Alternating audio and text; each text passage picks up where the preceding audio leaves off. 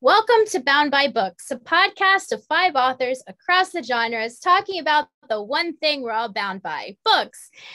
I'm sorry, I already started. If you're not watching us on YouTube, you're listening, I just mouthed the word books as Sherri was saying it very enthusiastically. She is trying to completely just photobomb my intro, if you want to say that. Like, I don't know what that's called, not photobomb, but you get what I'm saying.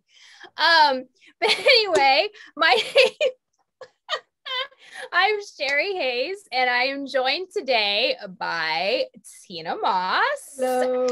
And we are getting in the Christmas spirit, the holiday spirit. I got my Santa hat. I was looking everywhere for a Santa hat, couldn't find one, so I have my tea turtle shirt on with my little fox who's got like holding up a stocking and presents, and it's got all kinds of things going on. So I got my festive shirt. Sure. I was like, I don't really have like a Christmas sweater or anything like that. So I was like, just, where's the little Santa? I had the Santa hat. I was like, I'll just throw that on. That'll work. That'll work. It's very hot though. So we'll see if I can actually manage to stick with this through the whole podcast, or if I'm going to have to lose it here eventually.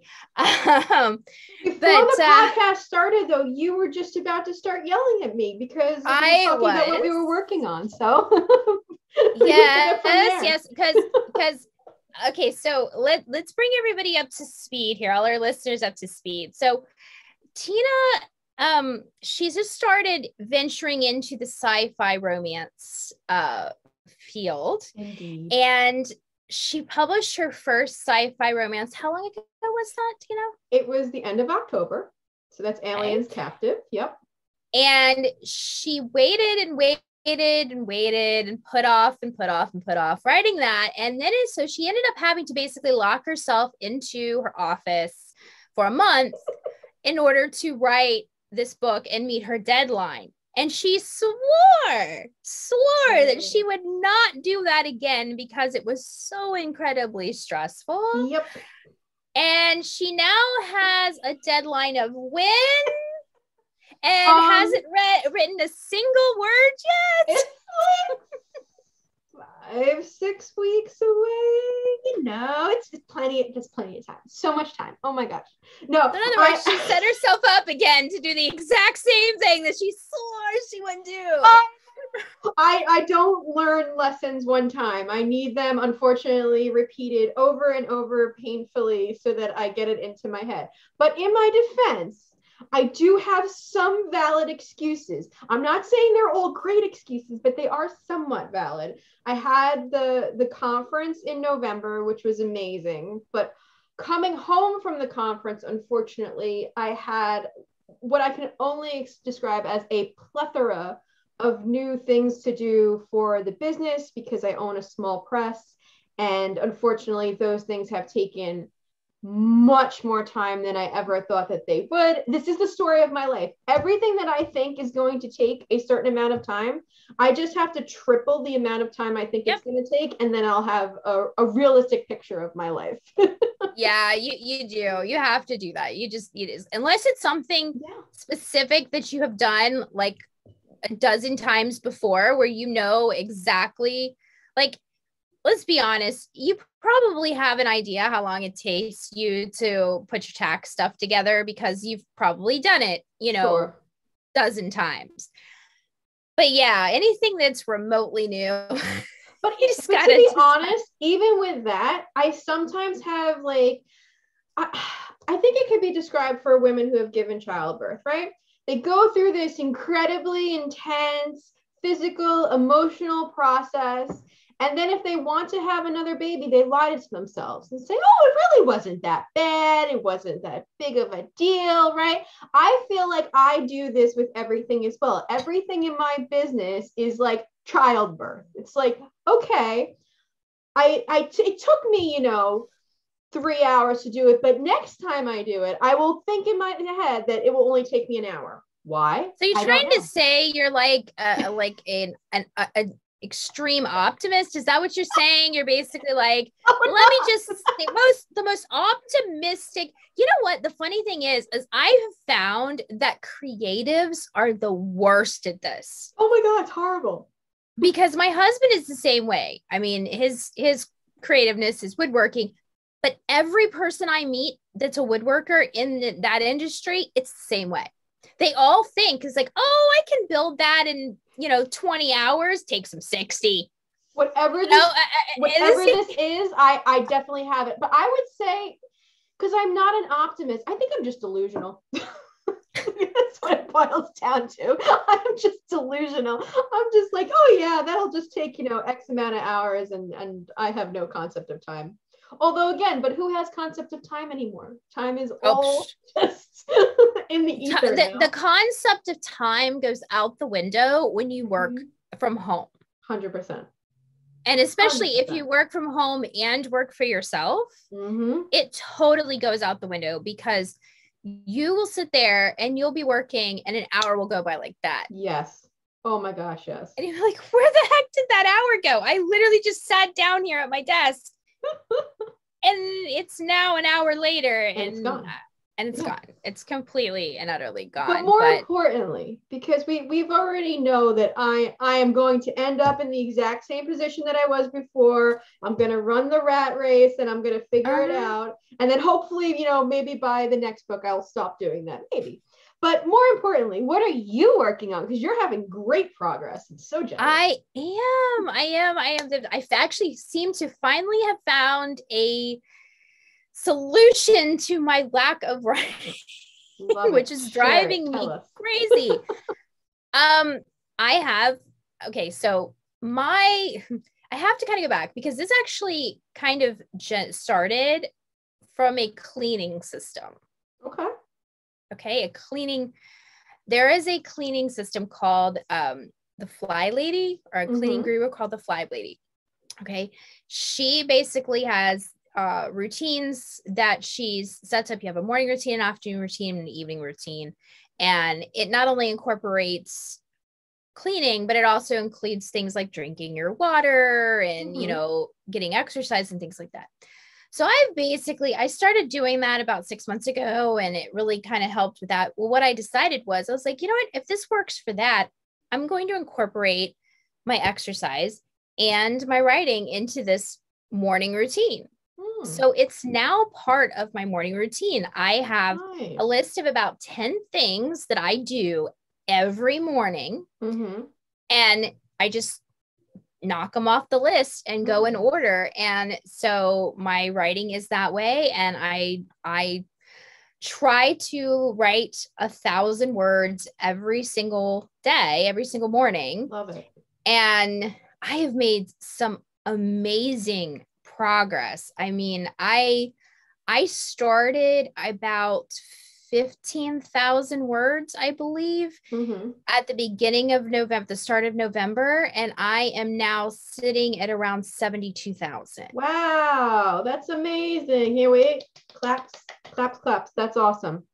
With the 10 things on your list each morning, how long does that usually take you to do all 10? Probably about 3 hours.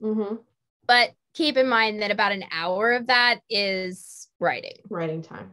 Nice. Writing time. So yeah, I mean, and that again, that includes, breakfast, working out, getting dressed, throwing in a load of laundry, making my bed, that kind of stuff. So awesome. I think that's pretty good for 3 hours. I mean, it's great. My biggest problem is that I hate mornings. I am not a morning person. I thrive at night. And if I could switch day and night, I think I would be far more productive. I think I've mentioned it on the podcast before.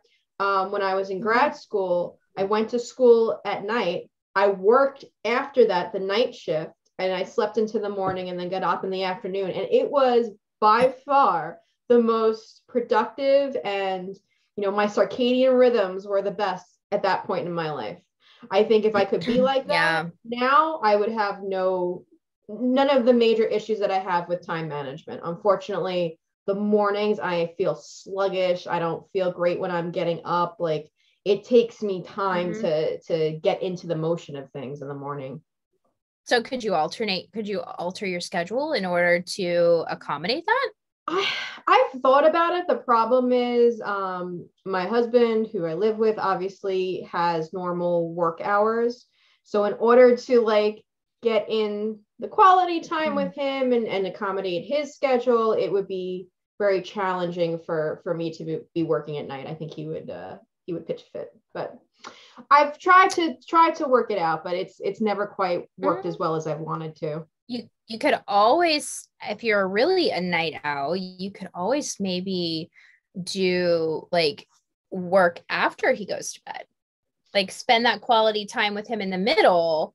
And then like after he goes to bed, do like an evening routine where you can include your writing into that. So this is, and then you'd be able to question. Sleep a little for things. This is a great question. Also for anybody out there who lives with their partner. I'm taking my hat off. Go for it. Take the hat off. It is so hot. Oh my goodness. Oh, that's better. Okay, go ahead. So I have tried to essentially pitch him this idea, right? Of like, hey, go to bed and then I'll just work for a little bit afterwards. And he hates sleeping in the bed alone.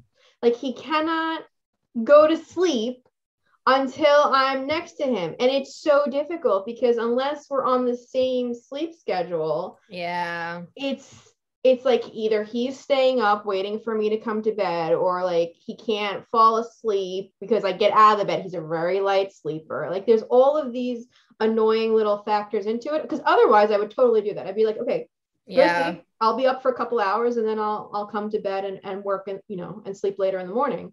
But yeah, it's never quite worked.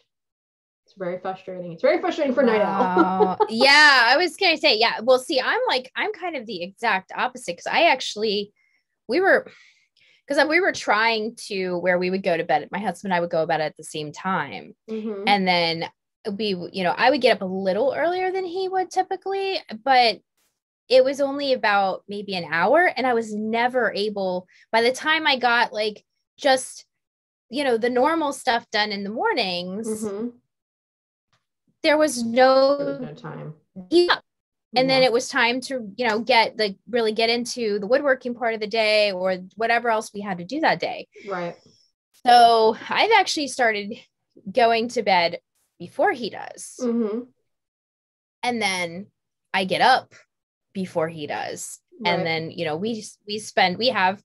we have our woodwork. Of course, we work together too. So because I have my writing that I do, but then I also help him with the woodworking business. So, we work together. I mean, it's not like we just see.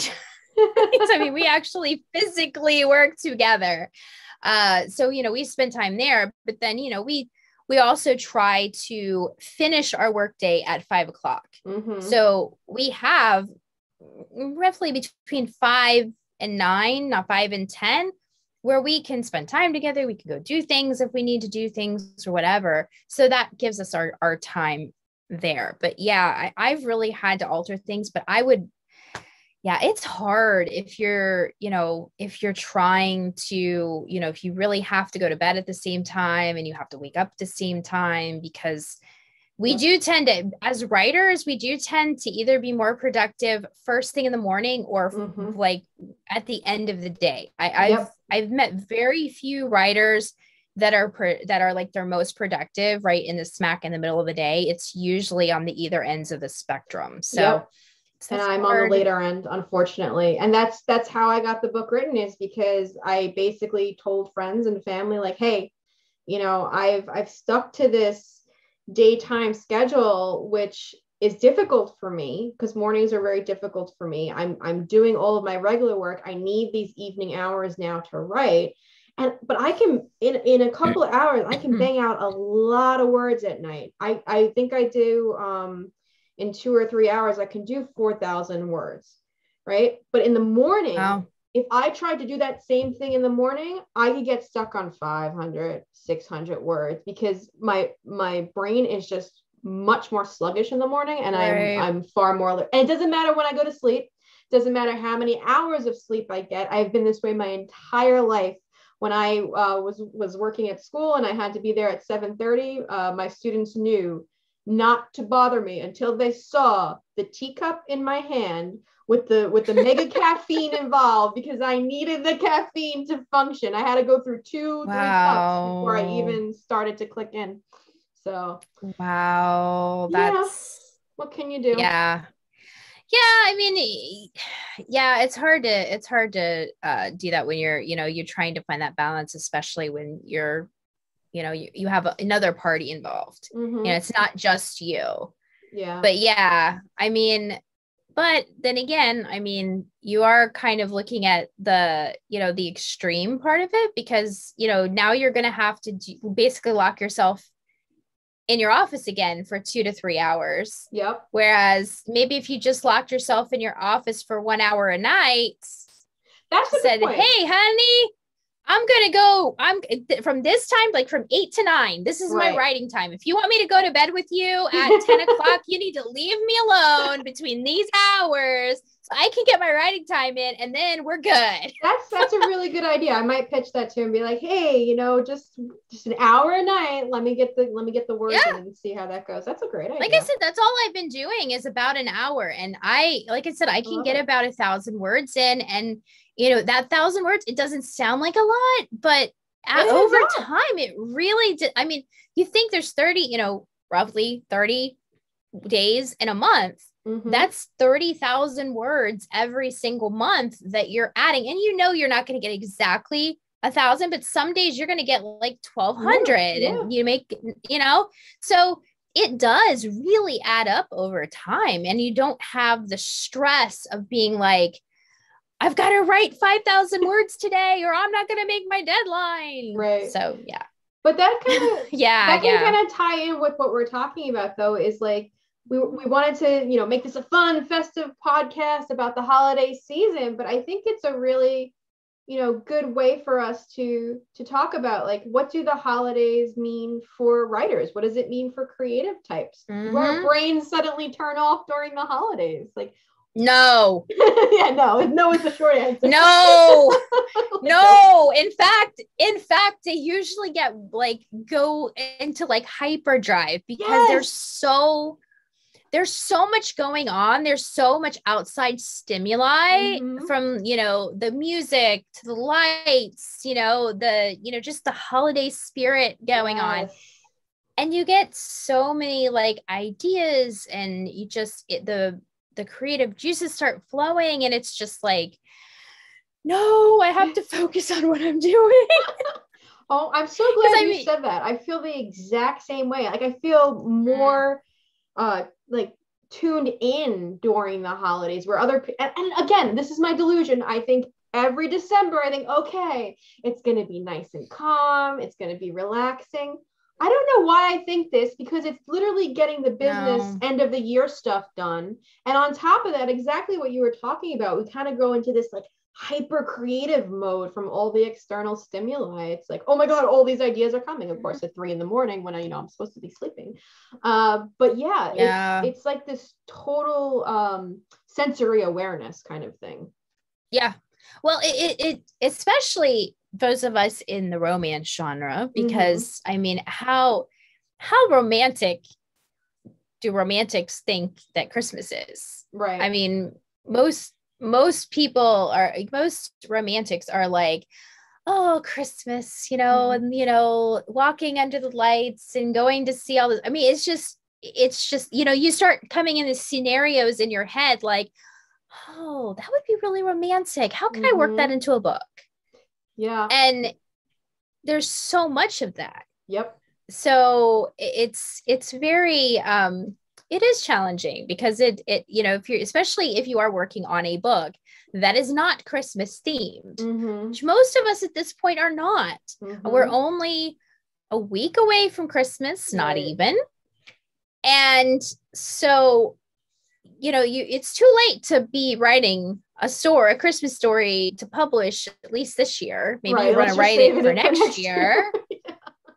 But it's a little late now. Yep. But it's like everybody's in the Christmas mood, spirit, and there's all this holiday stuff around. And you really, I mean, if you're wanting to write, ahead, if you're a really like a head writer and you want to write a Christmas story, this is really the best time to do it, because you've got all this inspiration around you. You'd have to hold on to it until like next, like October, November, to release. But still, I mean, if it's something that you are really wanting some inspiration, it is great. I mean, go take a drive through some Christmas lights or a walk through a park that has a bunch of, lights and stuff. I mean, Christmas things, go listen to some carolers. I mean, there's so much inspiration. If you could plan it too to be a part of like an ongoing series that you could launch later on, or that there's some characters coming up that maybe they don't have a book out right now, but it would be great for a Christmas story for next year. Like that's a really nice time to do that. It's funny you said it was romantic too, because I think I've mentioned it before. I'm not sure about on the podcast, but I lived in Japan when I was younger, and I visited there a couple times. And Christmas Eve in particular is a holiday for couples there. It's very much about it. Yeah. Like kind of like our Valentine's Day here. It's very much about date night and, being with your partner. Whereas New Year's is their family time. So Christmas for them it's very commercialized as well, but it's more of a very romantic holiday. So yeah, I do think there is a lot of romance in the season, especially with the lights and small town meetings. Yes. If you're writing a small town romance, oh my goodness, there are so many possibilities. It's like obligatory, I think, at this point to have a Christmas story in a small town series. I've seen so many and I love them. I mean, I love to read them. It's so much fun. So I the mistletoe. I mean, it's almost like, especially with small town romance, you got to have that mistletoe in there, I just actually my I had a holiday second chance romance that just was on sale earlier this month, and it's actually it doesn't take place in a small town. It takes place in St. Louis, but you still have all of that, they're decorating the Christmas tree and the mistletoe like and a winter wonderland presents type thing. And I mean, getting snowed in type thing. There's just so many like fun things that you can do with Christmas and the holidays that you can't really do all that easily in a story if it takes place in the middle of summer in perfect weather. It's true. I will say, even in sci-fi romance, I see authors all the time releasing Christmas or holiday stories around this time. I'll just shout out Ava Ross because I love her.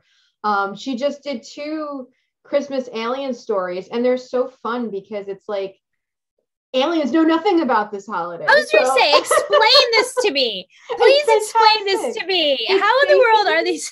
Oh, I love the whole concept of it. It's basically like these Earth women introducing the concept of Christmas and what the holiday season means to humanity to hot alien heroes. What's better than that? Horns under the mistletoe.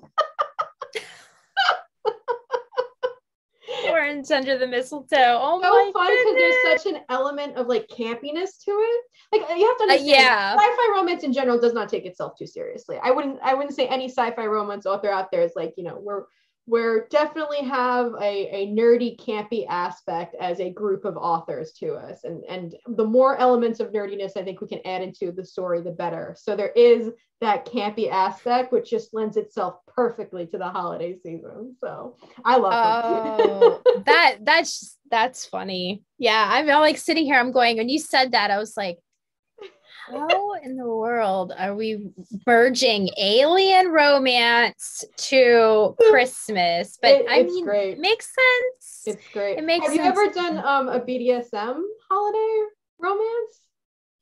Because that lends itself to some fun possibilities too.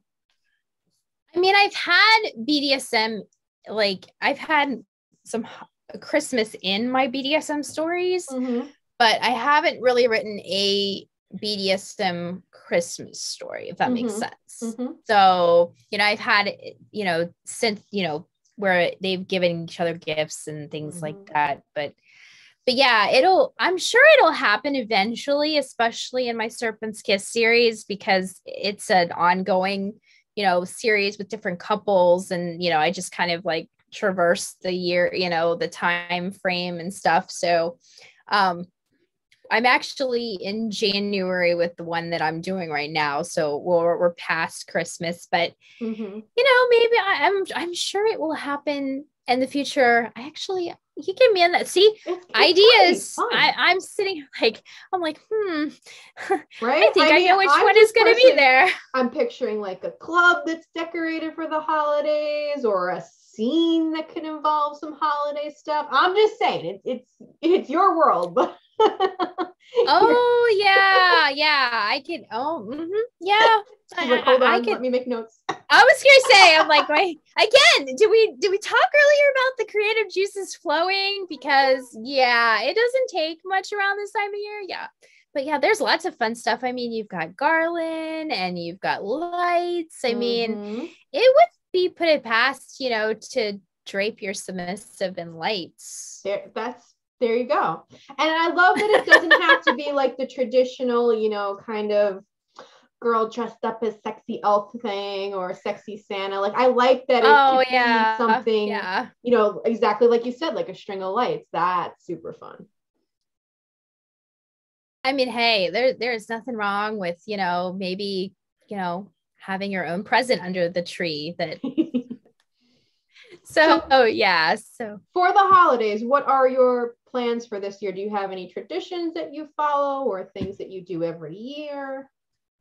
Yeah, we usually open Christmas presents on Christmas Eve instead of Christmas Day. It actually started years and years ago when I was a teenager, because I got an alarm clock one year for my birthday and decided that I didn't want to wait to open Christmas presents. So until I like naturally woke up, so I would like set my alarm for 4:00 in the morning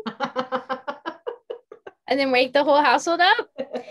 And my parents decided after the first year of that they didn't really appreciate getting up at 4:00 in the morning. So they're like, well, all of our kids are old enough. So we're just going to open everything on Christmas Eve. That way everybody has it.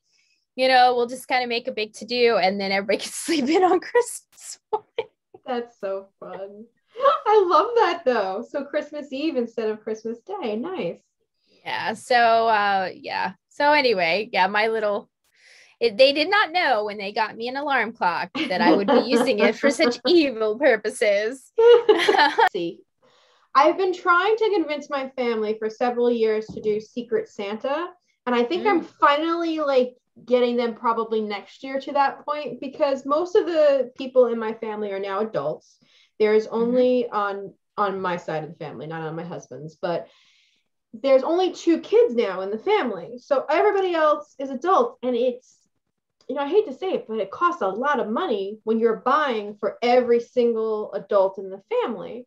So I've been trying to convince them like, hey, we could do a bigger budget on one person. Like instead of buying, X amount for each person, we could do one nice big gift for each person and just have one person to buy for instead of like 15. So, well, yeah, because if you're at 15 people to buy for, I mean, holy moly, even if you're spending like $10 per gift, that's $150. Yeah. I mean, you could buy a nice gift for one person for $150.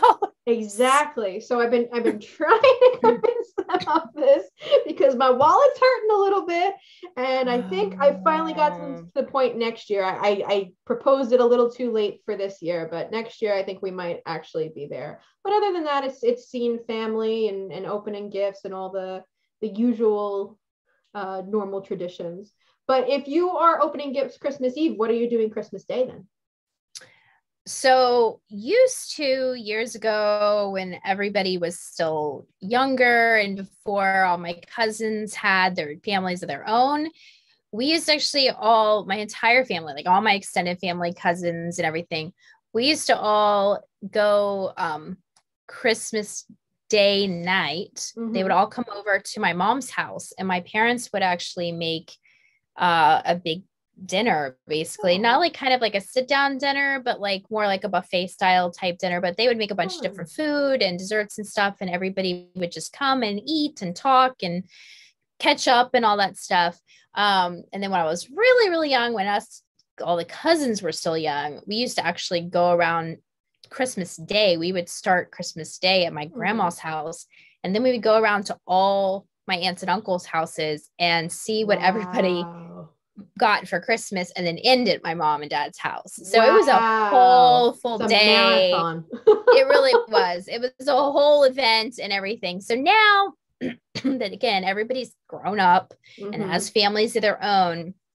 So, we just literally, like, our family just gets together typically, and, and has a meal together, and, talks about Christmas and Christmas gifts and stuff. But even that is kind of an every other year thing, because my brother is married now. And so they go and every other Christmas and spend Christmas with her family. Right. So there are Christmases, some Christmases where it's just my mom and my husband and I. Honestly, for Christmas. I wouldn't be mad about that. I think sometimes, it's got to be kind of nice. As much as I enjoy getting together with my extended family, in 2019, my husband and I were going to be, this is so ironic the way this happened, but we were going to be celebrating our 10-year anniversary in May of 2020. But 2019, for whatever reasons, had some challenges for us that year. And we decided we wanted to go on a cruise for the holidays. So we told our families early. We said, hey, you know what? This year, we're going to celebrate our 10-year anniversary early. We're going to go on this cruise during the holidays. My husband's birthday is also December 28th. So it fell over the birthday. It fell over New Year's. And it was just the two of us. And it was really nice. And the irony is that the pandemic happened just a few months after that. So had we waited until our actual anniversary, you wouldn't have been able to go. We wouldn't have been able to go. So I don't know. Somebody was looking out for us there. But it was such a different holiday experience, but no less special for it. Like, it was really, a fun thing to just be the two of us and kind of celebrating together. Yeah, I mean, the holidays are kind of all what you make of it, Absolutely. From, whether, no matter who you're with or who you're not with, it's all about what you make of it and approaching it in the right spirit. So yeah, I totally agree. I love seeing because the thing is we still, even when they go down, we typically will still have our Christmas Eve together, and then they'll drive down after we open presents. So we still get the Christmas Eve experience, even on the ones, the years that they go down there. It's just, they're not there for Christmas Day, anything that happens then. So yeah, there's not really, it's just a lot calmer and quieter. You don't have the kids running around, but it's just a different experience. But I get to spend some quality time with my mom, which, is really, she's getting older, and, you don't know how long you're going to get with your parents. So, it's nice. It's, so. And then, I hate to say it, but like, for some people, this time of year is really hard, right? If they've, especially, I think, not after the pandemic, but as we're still kind of going through the pandemic, and if people have lost people, or, it can be a difficult time of year too, that we sometimes forget, and all like the joy and the fun of it. But just taking a moment on the podcast to acknowledge, like, hey, if you're out there struggling, there are resources that can help, and you can always listen to us. We are all here for you during the holidays and every week after. Exactly. We were doing a podcast every week, and you can just listen to us talk and ramble and laugh and have a good old time, because you never know what we're going to say, because sometimes we go, because to be honest, it depends on who the two hosts are as to how prepared we are for the conversation. we have a certain member of our group that is very much a planner. And if you've listened to the podcast for any length of time, you'll know who that is. And